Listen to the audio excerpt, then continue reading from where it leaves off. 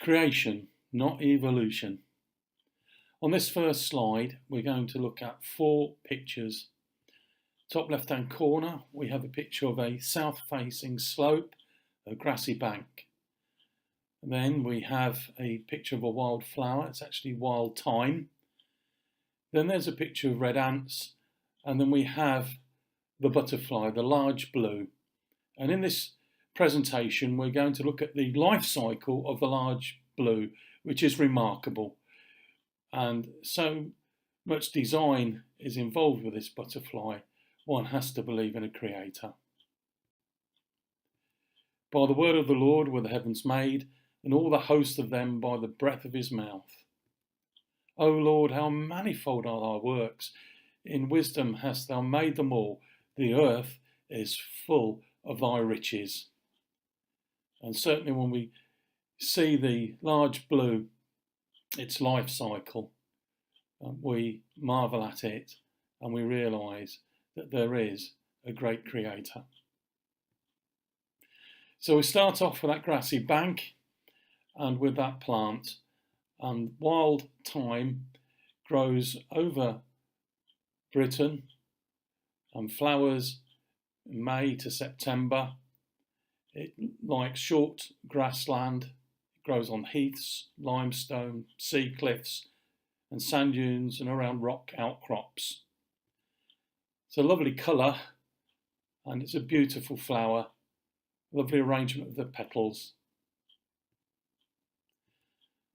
And the Latin here is Myrmica sabuleti, which is the name of those red ants. And those red ants like the short grass, and they figure largely in the life cycle of the large blue.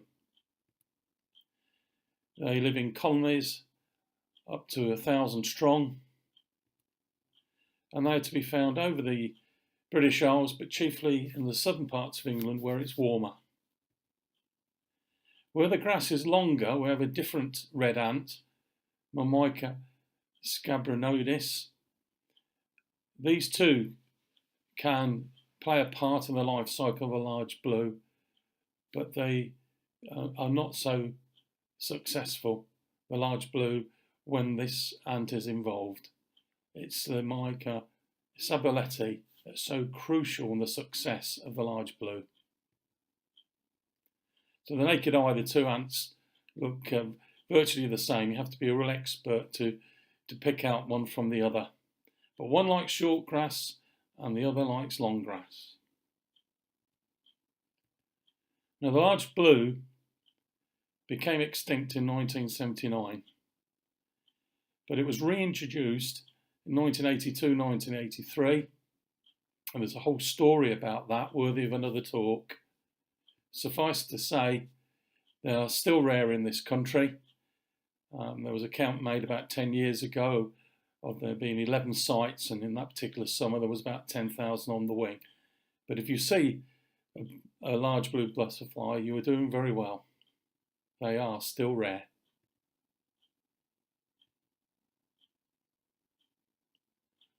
On this particular chart, we see the 4 different stages within the life cycle of the large blue, and we notice, looking at the black and the bottom line there, that the butterfly is on the wing in June and July, and you're more likely to see it if the weather is good the last week of June and the first week of July.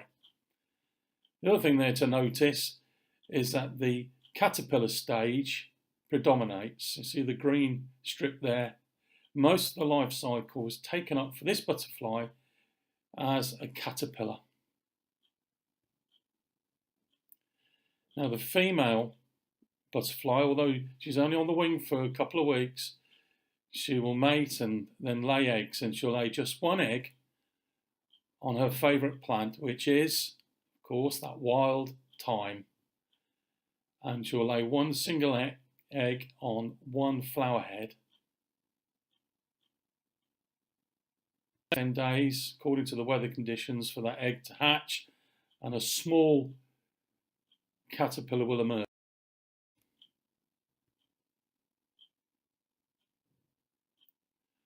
And so it hatches in July.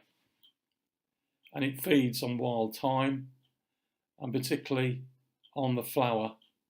And for the first few weeks of its life, the caterpillar will just feed upon that one flower head from which the egg was originally laid.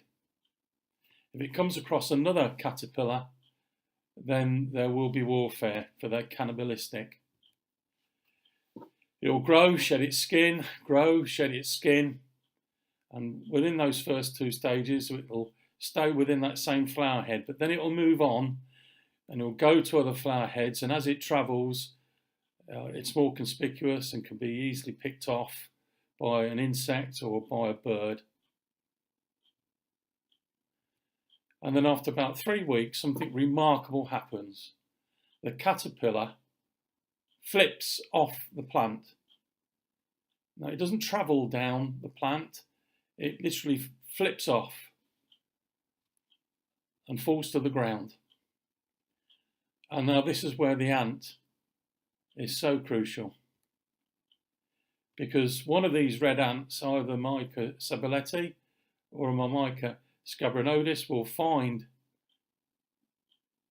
the caterpillar, and the ant will tap it once with its antenna, and on doing that the caterpillar will secrete a small drop of honeydew, very sweet, and this ant rejoices in this and then goes off and brings other ants with it back to the caterpillar, and they enjoy a feast.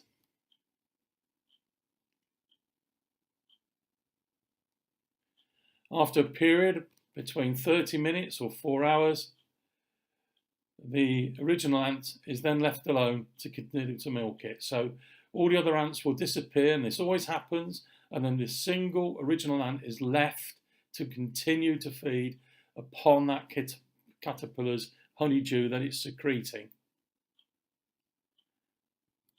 Then suddenly, and this is quite dramatic, suddenly the caterpillar changes shape, it distorts its body, and now it looks like an ant grub.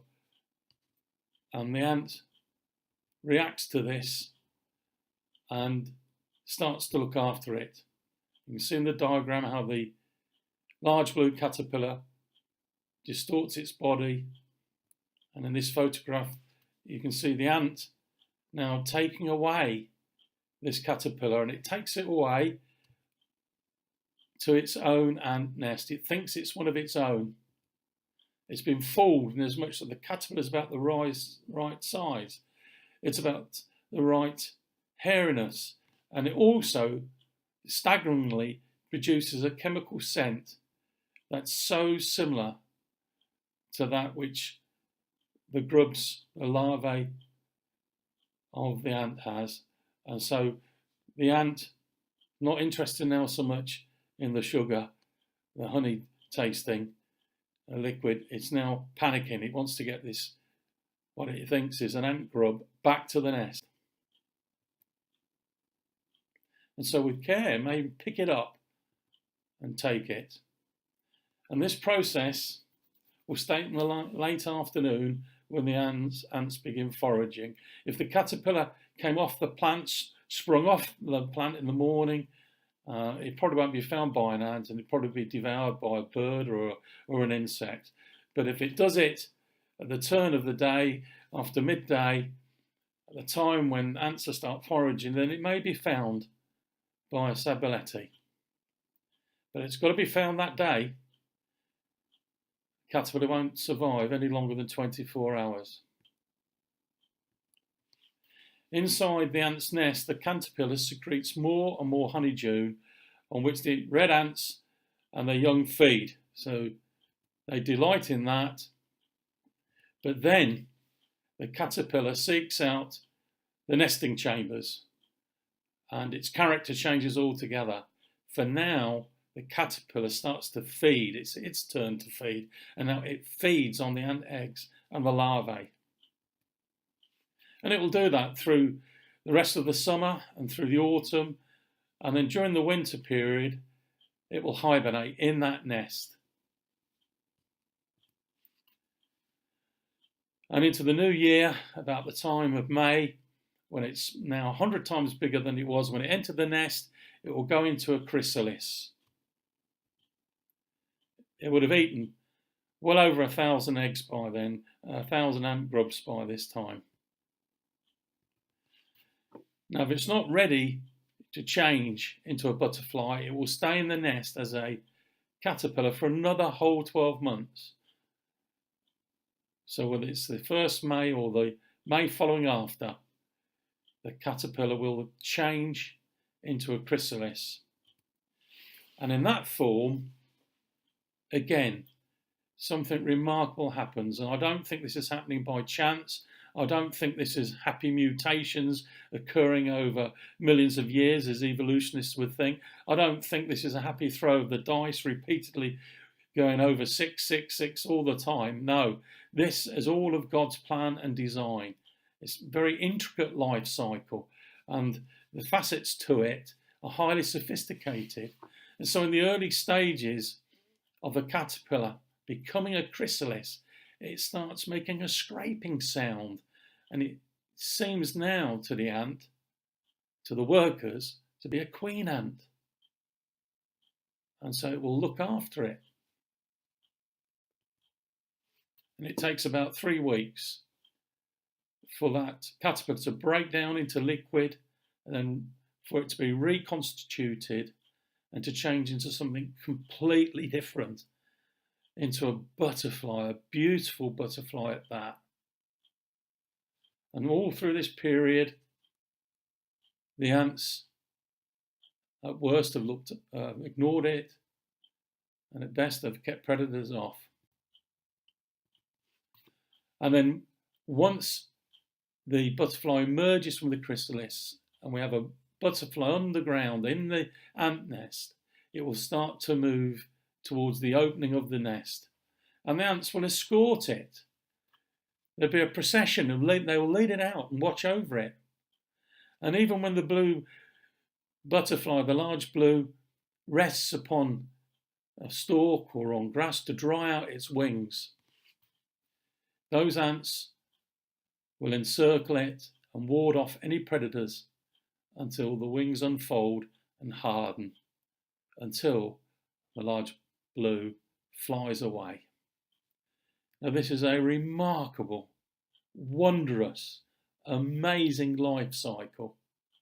It's dependent upon the south bank, short grass, wild thyme, red ant, and all those various different things that the caterpillar does, and the way that the ants react. The whole thing is very complicated, and it's done over a long period of time. O Lord, how manifold are thy works. In wisdom hast thou made them all. The earth is full of thy riches. And so the large blue, beautiful butterfly in itself, and its life cycle truly amazing. Its habitat is very precious. Most of the sites where we find the large blue are in the southern part of England and the area of Somerset. Got to have those south-facing banks with short grass. Got to have that wild thyme. We've got to have the Sabuleti ant, that red ant, thriving. And all those conditions have to exist. All those relationships have to take place.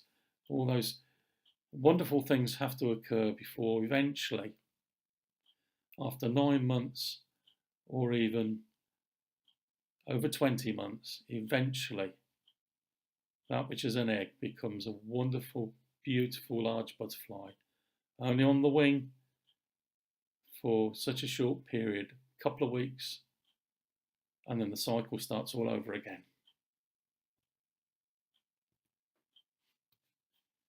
I now recommend that you look at Psalm 148, a beautiful psalm of praise to God, recognising that God is the great creator. And within that psalm, the psalmist talks about various different life forms, and the psalmist will talk of insects, and within those will be the large blue.